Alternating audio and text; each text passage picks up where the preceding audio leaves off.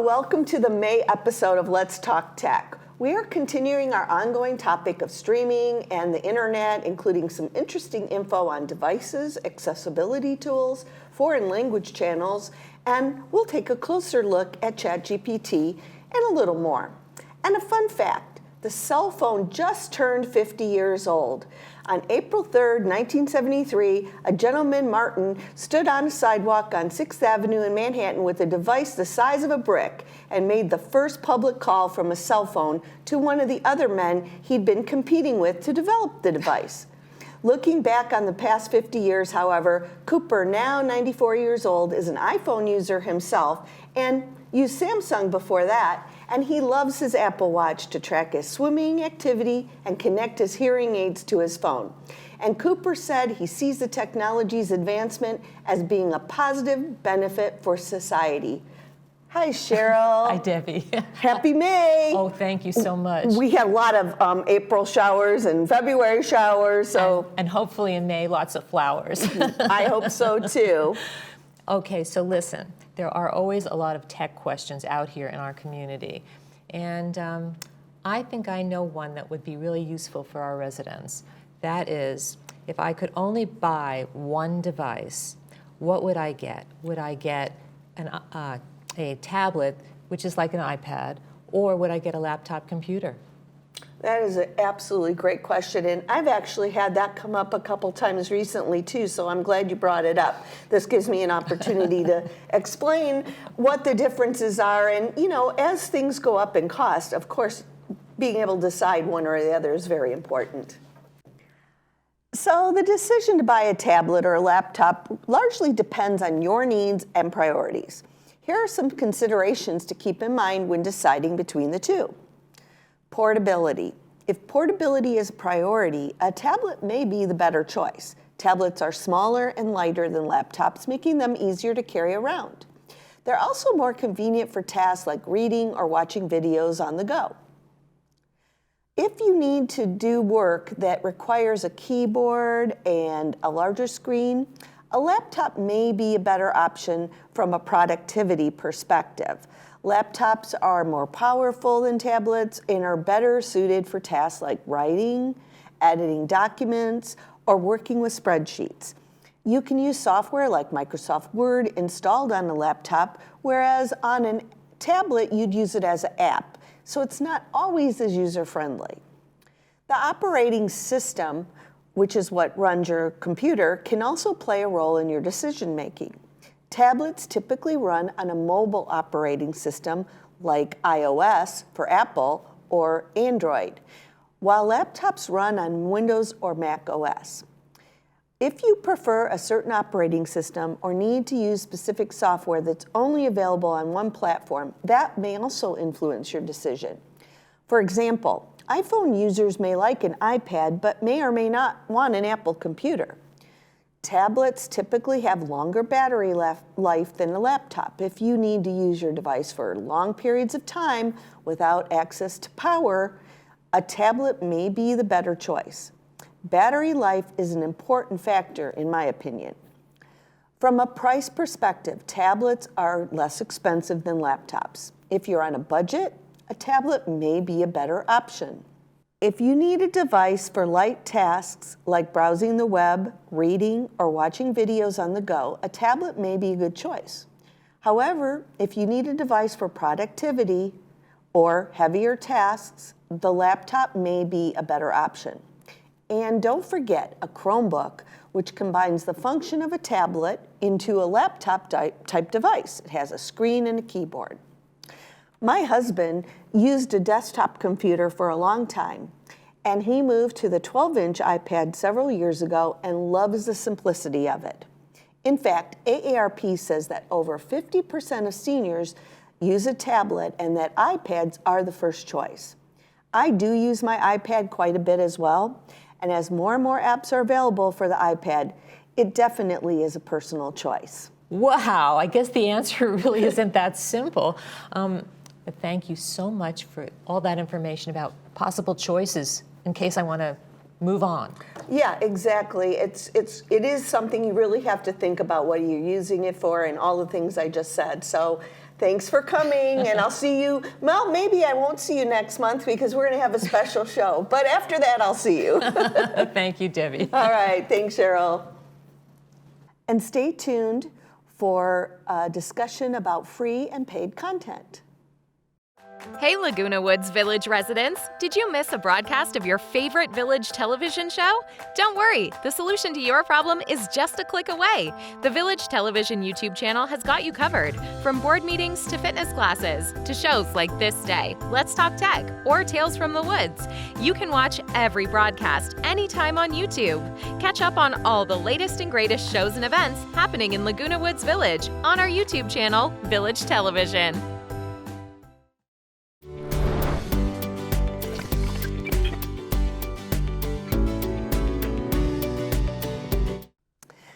Older adults are fueling the growth in video streaming and subscribing to multiple services, including Netflix, Hulu, and HBO Max. As we continue our discussion of streaming, free TV, and all that entails, I did want to go over some differences between free and paid content. Free content has many advantages, most importantly, financial. It's free to access and it doesn't require a subscription or payment. There's a wide variety of free content available, from user-generated videos on YouTube to free movies and TV shows on certain streaming services. It's easy to find free content online, and it's often accessible through a simple Google search. I would be remiss not to mention some of the disadvantages, but will also say that free content combined with paid content and apps cover just about all the bases for TV viewing. However, the quality and reliability of free content can vary greatly.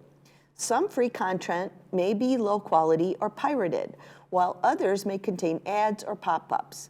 There's often a limited selection of free content, and it may not always be the latest or the most popular shows and movies. But if you like old TV, it's great.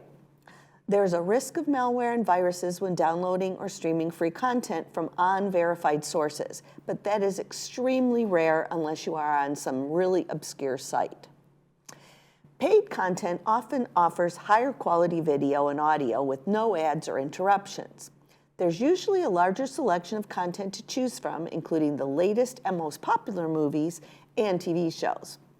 Paid content is often available on multiple devices, such as your phone, tablet, or smart TVs. But of course, paid content requires a subscription or payment, which may not always be affordable or feasible. Some paid streaming services also require additional fees for premium content, like first-run movies or live sports.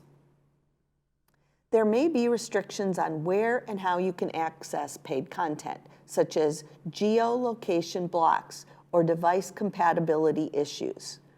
Free content and paid content both have their pros and cons when it comes to streaming. It ultimately depends on your budget and your willingness to pay for that premium content. However, it is evident that more and more people are paying for streaming, and that's not going to decrease but grow in the future. So when discussing content, recently someone asked me about streaming and foreign language channels. So I wanted to share my research with this information. Language programming via streaming and apps for Korean-speaking audiences include popular options KBS America, MBC America, SBS International, Arirang TV, and TV Korea. For Korean content, there is a free app called Viki Rakuten, which allows you to watch Korean dramas, movies, and TV shows with English subtitles. Another popular app is Kokowa, which offers Korean dramas and variety shows with subtitles. Both apps offer a mix of free and premium content. For Japanese content, there are also a few options. Some of the popular choices include TV Japan, NHK World Japan, and Japanews 24. The NHK World Japan app provides free access to their news and cultural programming in Japanese with English subtitles. There's also Fuji TV app, which offers some free Japanese dramas and TV shows with English subtitles. For Chinese language television, there are several options available in the U.S. Popular channels include CCTV-4, Phoenix North, America Chinese Channel, and TVB USA, which are available on many cable and satellite TV providers. Additionally, there are several Chinese language streaming services such as Sling Chinese TV, Fubo TV Chinese, and China TV. In terms of free apps, there are several selections available for Chinese language content. The China Central Television app offers free live streaming of CCTV program as well as on-demand access to a selection of shows and news broadcasts. The WeTV app offers a variety of Chinese language dramas and a variety of shows with English subtitles, and the Mango TV app offers similar selection of Chinese language content. Other free Chinese language apps for streaming content include IQIY, Youku, Viki Rakuten, which also offers a selection of movies and TV shows with Chinese audio and/or subtitles. For Spanish-speaking channels and apps, there are many available for both Android and iOS devices, as well as on streaming devices like Roku. Some of these apps and channels offer free content, while others do require a paid subscription or additional fees. For Spanish language television, there are many options available in the U.S. Popular channels include Univision, Telemundo, Unimas, which are available on cable and satellite TV providers. Additionally, there are several Spanish language streaming services available, such as Sling Latino, Fubo TV Latino, and DirecTV Now. In terms of free apps, there are several possibilities available for Spanish language content. The Univision app offers free live streaming of Univision program, as well as on-demand access to a selection of shows and movies. Telemundo Deportes offers free live streaming of sport events and highlights, while the free Pluto TV app offers a dedicated Spanish language selection with a variety of channels. Other free Spanish language apps for streaming content include ViX, Tubi, and Crackle, which offer a selection of movies and TV shows with Spanish audio and/or subtitles. And I want to reiterate that most smart TVs or those who use external streaming devices have a multitude of options for free content as well as apps for most major news channels, not only locally, but all over the country and even globally, like BBC. The channel France24.com is available on the internet and can be viewed in multiple languages. BBC offers a similar option as well.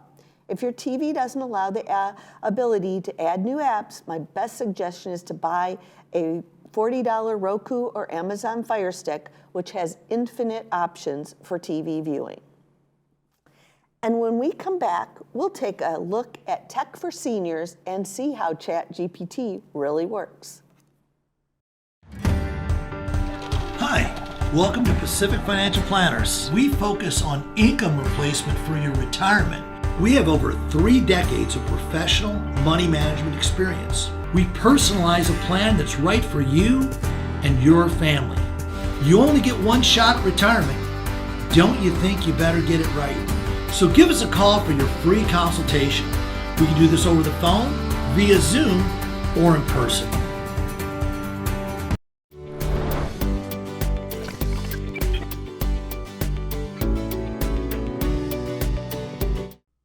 Older adults have enthusiasm for more tech, but many find it difficult to learn and navigate. Undoubtedly, 68% of those 50 and over do not believe that today's technology is even designed with them in mind. While cost and data privacy are concerns, seniors most often say it's the complexity of the devices, software, and hardware, as well as the lack of clear benefit that makes them most hesitant to buy, per a recent AARP survey. Still, tech ownership and use are high among older Americans. That survey finds 86% own a smartphone, 70% have a smart TV, 59% use a tablet, 31% have a home assistant, and 24% have a smart home tech device. to stay in touch with others, 94% text, 88% email, and 74% are on social media, and 67% on video chat. The most popular social media platforms among adults 50 and over are Facebook and YouTube. The use of Instagram increased from 24% in 2021 to 28% in 2022 among that age group, and TikTok also rose from 10% to 15%. More than 80% engage in at least some form of streaming for entertainment, and 65% do so on a smart TV. Regular use of daily streaming is significantly up among older Americans, and that is proven. While Americans love their technology as a way to stay connected, consume entertainment, and shop, the AARP research indicates that those over 50 are also increasingly open to using it to support their well-being. About 1 in 5 say they are interested in using health apps for meditation, eliminating bad habits, or improving sleep. Smart homes are one of the latest developments in user-controlled technology. They give seniors more independence and convenience that they can get from a regular home. As modern-day sanctuaries, smart homes are perfect for seniors. And let's talk about the reasons why. Consider remote access. In a smart home, all the different devices are connected to a remote center, which could be something like your phone or a tablet. That center collects and processes important physical and medical data. And the best part is seniors can access everything remotely, including their thermostat, TV, lighting, security, and more. This means they can enjoy more independence and have greater control over their living environment. If you're worried about security systems go to the next level in smart homes. Several small and unobtrusive cameras can be set up with silent alert systems. There's also an option to link several devices together and help with responsiveness. For example, a senior could lock their car doors remotely using their cell phone. Tech for mobility assistance. Smart homes have several mobility assistant devices, including robotics for the physically disabled or ill. These devices are embedded with sensors, and they don't disturb a senior's daily routine. Medication reminders. Smart home devices can be programmed to give seniors notifications to take their medications, visit the doctor for a checkup, or remind them of appointments. Some medication distribution devices even have a visual component to ensure that the senior is taking the correct medication and dosage. You can use smart locks, doorbells, and security systems. Safety is a serious concern, and you may spend a lot of your time worrying. Smart locks, doorbells, and security system allow seniors to live at home with a sense of freedom. They can also provide your caregivers with a sense of security. Locks and doorbells can be used to monitor when a loved one leaves or enters your home. They can also provide a visual confirmation of someone visiting and can be controlled remotely. Security systems allow caregivers to monitor activity all over the house with visual and audio controls. Also, there's automated lights and thermostats. Everyday tasks can become cumbersome or difficult for seniors, and many smart home products can make these tasks easier. Thermostats, for example, can be run on an automated system that can be personalized and make regulating temperature a breeze. These can be voice controlled, remote controlled, or monitored from anywhere. Automated lights significantly decrease the odds of falls and injuries at night when you are getting up and moving from one room to another. These types of lights can turn on or off automatically when entering or leaving the room and can also be voice activated. Remember the old clapper? Well, now you can just tell the light to turn on. Smart home assistants, they're becoming more and more popular, such as an Amazon Echo or Alexa. Multiple companies now make entire lines of home assistant products that make menial tasks easier than ever. Smart home assistants are typically voice activated, which makes them easy to use for seniors. They can control other compatible products in your home, play music, make phone calls, look up information, and even read you a book. Not only are these types of products convenient to use for your loved one, but entertaining as well. And very important, safety monitor. Seniors can wear devices for 24-hour monitoring both inside and outside the home. These devices are ideal for seniors who live alone and who do not have a caregiver with them at all times, or for just anybody. These devices really make the difference between life and death, and a wearable pendant or an Apple iWatch makes a great way to provide that level of support.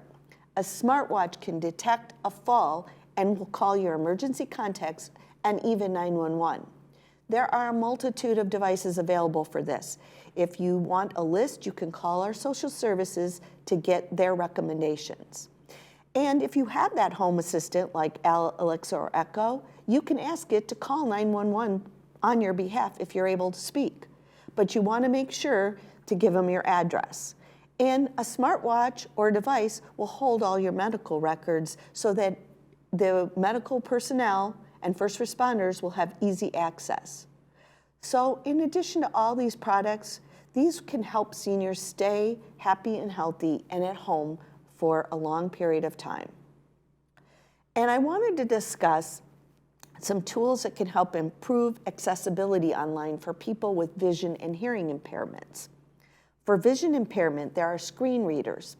These are software programs that read out loud the content on your computer or mobile device screen and can convert text to speech. Examples include things like JAWS, NVDA, and VoiceOver. For Braille displays, these devices can convert on-screen text into Braille, which can be read using touch. Examples include Refresh Braille 18 and Focus 40 Blue. Magnification software. This software enlarges the text and images on a screen, making it easier for people with low vision to read.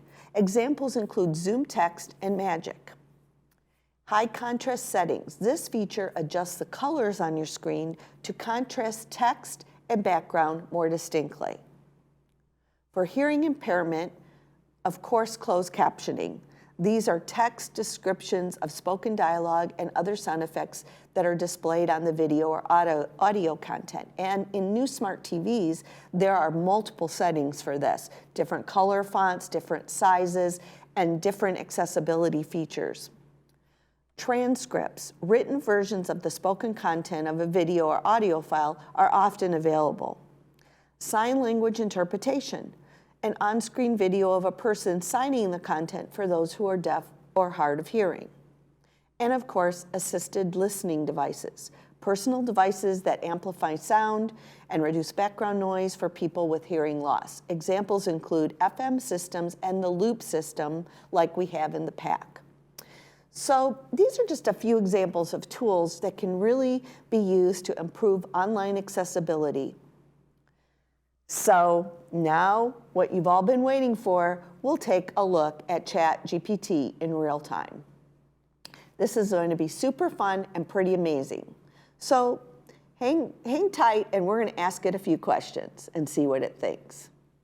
So here we are, we're logged into ChatGPT.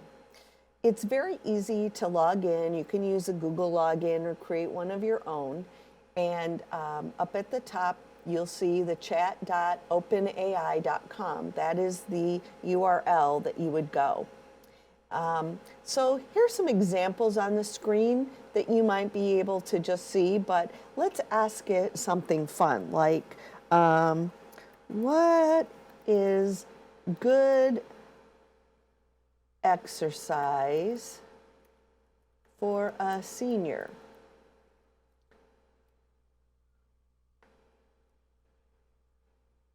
And there's ChatGPT giving you the answers right now.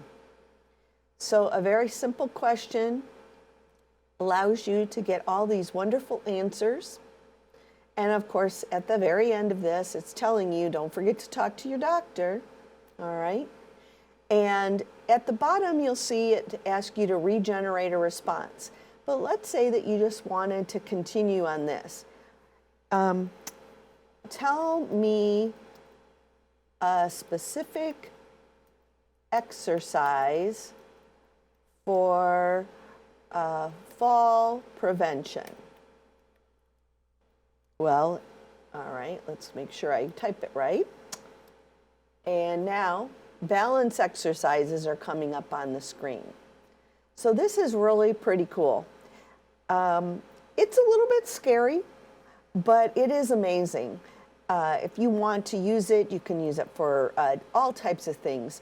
One thing I would say with regards to any kind of research material, you do want to always do fact checking. ChatGPT is not infallible. It does make mistakes, and so you just want to be really cautious.